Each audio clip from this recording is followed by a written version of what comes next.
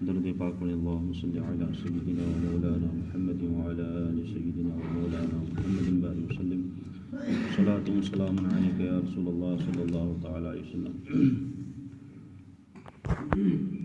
آج اذان و اقامت کے آخری مسائل رہ گئے ہیں، وہ چند ضروری مسائل ہیں۔ ان میں سے ایک مسئلہ یہ بھی ہے کہ جب اذان ختم ہو جائے تو مؤذن اور سامعین کہتے ہیں سننے والوں کو جو اذان کو سنتے ہیں، تو جب اذان ختم ہو جائے تو مؤذن اور سامعین درود شریف پڑھیں اور اس کے بعد یہ دعا پڑھیں۔ وہ دعا یہ ہے: اللہم رب هذه الدعوة التامة والصلاة القائمة آت سیدنا محمد الوسیلة والفضیلة والدرجة الرفیعة وابعثه مقاما محمودا الذي وعدته وجعلنا في شفاعته یوم القیامة انک لا تخلف الميعاد۔ یہ عربی میں دعا ہے، اگر کسی کے دعا بھی یاد نہ ہو تو کم سے کم وہ درود شریف پڑھ لے۔ اب اس دعا کا ترجمہ کیا ہے، اس میں کیا ہمارے لیے کہا گیا، تو اس میں دعا میں یہ ہے: اے اللہ، اس پوری دعا کو اور نماز برپا ہونے والے کے مالک، اے ہمارے آقا صلی اللہ علیہ وسلم کو وسیلہ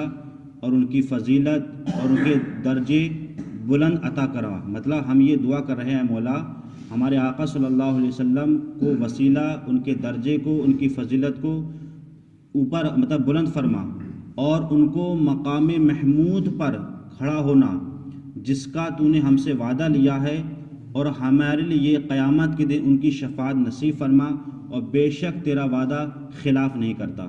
تو ہم جو لوگ عربی میں دعا پڑھتے ہیں، جو ہم نے ابھی پڑھی، اس کا یہ ترجمہ ہے، مطلب اس میں دعائیہ کلمات ہوتے ہیں۔ تو بہتر یہ ہے کہ اگر دعا یاد نہ ہو تو کم سے کم ہم لوگ جو ہے اذان کا جواب دیں، اور اس کے بعد کم سے کم درود شریف تو پڑھ ہی لیں۔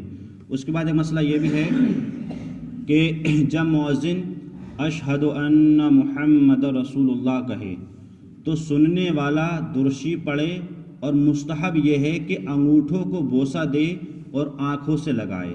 مطلب انگوٹھوں کو یہ جو ہمارے ہیں ان کو بوسہ دینا، یہ، اور پھر ان کو محبت کے ساتھ جو ہے اپنی جو ہے آنکھوں سے لگانا، یہ کیا ہے، مستحب عمل ہے۔ اب یہاں ایک تھوڑا سا روک کر کے ہم دوسرا مسئلہ یہ بیان کر دیں۔ جیسے آپ نے دیکھا ہوگا عمومی طور پر کچھ لوگ جب وضو کرتے ہیں تو وضو میں بھی یہ چومتے ہیں، حالانکہ کتاب میں آپ نے وضو کے سارے مسائل پڑھے، کہیں بھی یہ مسئلہ ذکر نہیں ہے کہ وضو کرتے وقت جو ہے وہ انگوٹھوں کو چوما جائے۔ یہ لوگوں نے کہاں سے شروع کر دیا ہے یہ بہتر جانتے ہیں۔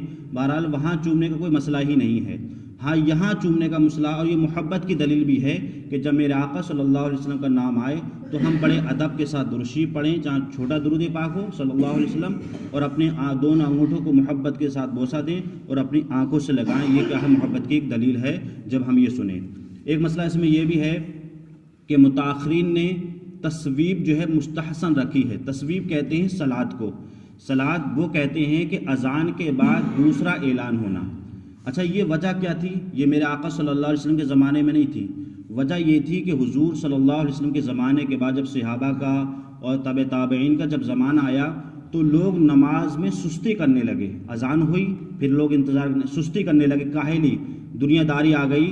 تو بعض کے علماء نے ایک دوسرا اعلان کا طریقہ نکالا تھا۔ وہ اعلان کا طریقہ یہ تھا کہ لوگ اذان سن کر کے بھی نہیں آ رہے ہیں تو ایسا کرو دوبارہ پھر تاکید کر دو ان کو تاکہ دوبارہ پھر آ جائیں، تو اس کو کہتے ہیں تصویب یعنی صلاۃ۔ اب صلاۃ کے جو الفاظ ہیں وہ باقاعدہ شریعت نے مقرر نہیں کیے ہیں، وہ لوگوں نے، علماء نے اپنے اچھے الفاظ بتا دیے ہیں۔ جیسے اپنے علاقے میں جو رائج ہے وہ یہ ہے: الصلاۃ والسلام علیک یا رسول اللہ، یا نبی اللہ، یا حبیب اللہ۔ مطلب تو اس طریقے سے یہ جو صلاۃ ہوتی ہے یہ زیادہ تر مستحسن ہے، نہ کوئی سنت ہے، نہ کوئی واجب ہے، نہ کوئی فرض ہے۔ اگر کبھی کبھی بیچ میں اگر یہ کوئی چھوڑ بھی دے یا لیٹ ہو جائے تو یہ نہیں کہ اس نے گناہ کر لیا، یا زیادہ مستحسن ہے لوگوں کو دوبارہ۔ اچھا، یہاں ایک لوگ یہ بھی کہتے ہیں کہ صلاۃ کی وجہ سے اذان کی اہمیت گھٹ جاتی ہے۔ بھائی یہ اللہ تعالیٰ بلند کرنے والا ہے، آپ کون ہوتے ہیں گھٹانے والے؟ بھائی یہ تو ہم نے اگر کسی سے نماز کے لیے کہا وہ نہیں آیا تو ہم نے دوبارہ کہہ دیا، تو اس میں کیا حرج ہو گیا؟ بھئی اذان بھی جو ہے، اذان جو کہی جاتی ہے نماز کو بلانے کے لیے کہی جاتی ہے، دوبارہ جو اعلان ہوتا ہے الصلاۃ والسلام علیک یا رسول اللہ، یہ بھی لوگوں کو تھوڑا سا بلانے کا ہوتا ہے۔ تو اس میں جو لوگ یہ کہتے ہیں کہ صلاۃ نے نماز کی اہمیت گھٹا دی، یہ آپ کیوں کہہ رہے ہیں؟ کیونکہ نماز کی اہمیت کو بڑھانا یہ اللہ رب العزت کام ہے، بندوں کام نہیں ہے، تو ہمیں یہ اپنی طرف سے کوئی بات نہیں کہنا چاہیے۔ بس یہ ہے کہ یہ دوبارہ لوگوں کو نماز کی طرف کیا ہے بلانا ہے. اس لیے آخری مسئلہ اس میں یہ بھی ہے کہ مغرب کی اذان کے بعد تسبیح نہیں ہوتی. تسبیح مطلب صلاۃ، کیونکہ لوگ جو ہے فوراً اس میں یہ ہے نا جیسے اذان